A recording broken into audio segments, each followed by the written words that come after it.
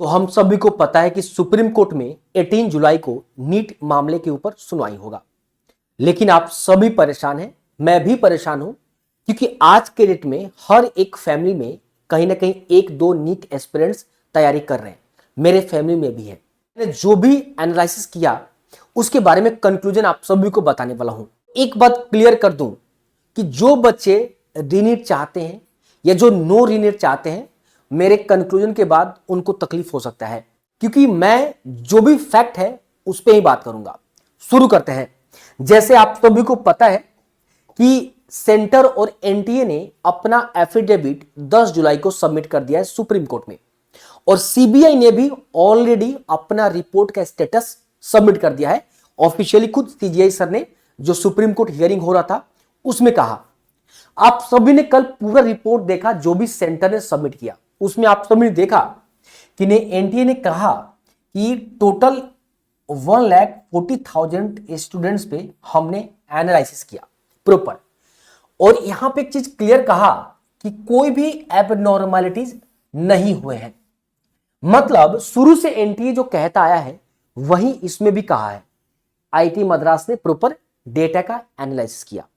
NTA का जो कहना है वो क्लियर कहना है कि मास लेवल पे पेपर लीक नहीं हुआ है, बहुत लोकलाइज्ड पेपर लीक हुआ है।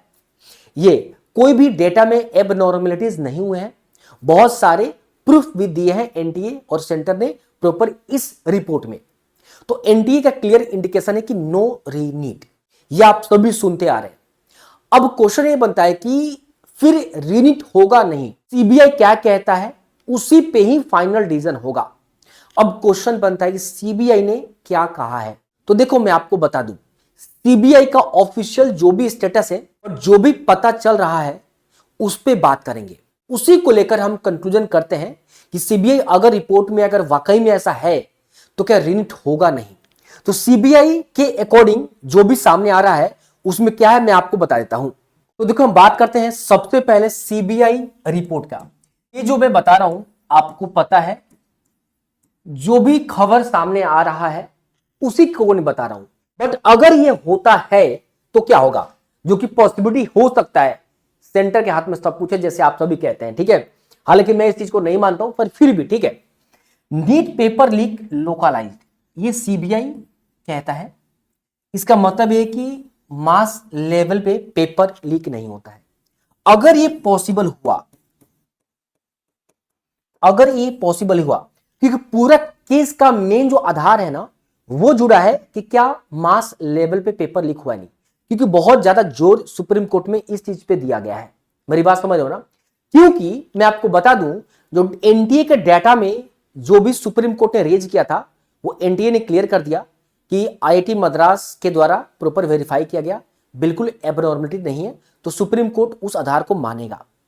अब अगर सीबीआई ऐसा कहता है, और मैं एक बात बता दूं, जो पिटिशनर एडवोकेट है, पिटिशनर एडवोकेट का मतलब हम लोग की तरफ जो एडवोकेट फाइट कर रहे हैं, जो 8 तारीख की सुनवाई हो रहा था, सबसे पहला स्टेटमेंट एडवोकेट पिटिशनर के ये था कि जो पेपर लीक है वो टेलीग्राम और व्हाट्सएप पे हुआ है 4 और 5 मई को। इसको लेकर क्लियर ये नहीं, ठीक है। और एनटीए ने कहा है कि नहीं, जो भी सोशल मीडिया पे यानी टेलीग्राम और व्हाट्सएप पे सर्कुलेट हो रहे हैं वो एडिटेड है और टेम्परिंग किया गया है। मैंने भी उसको वेरीफाई किया।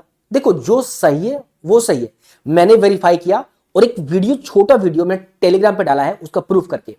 मैंने जब चेक किया तो टेलीग्राम पे वो दिखा रहा था 4 मई, डेट तो दिखा रहा था, लेकिन जब मैंने पीडीएफ को ओपन किया तो पीडीएफ ओपन किया तो जो फोटो क्लिक करते हैं फोन से तो वहां पे डेट दिखा रहा था 5 मई 2024 और 17:41 ये डेट दिखा रहा था।